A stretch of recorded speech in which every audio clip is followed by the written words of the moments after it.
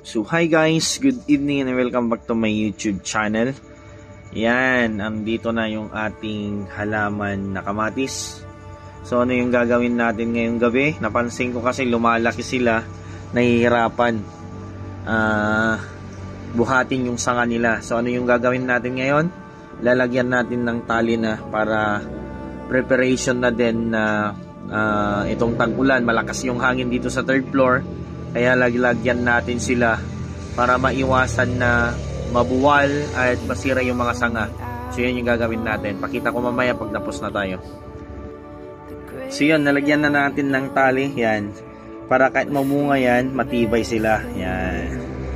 Then pag lumaki ulit, lumagpas sa taas, lalagyan ulit natin dito sa banda yan.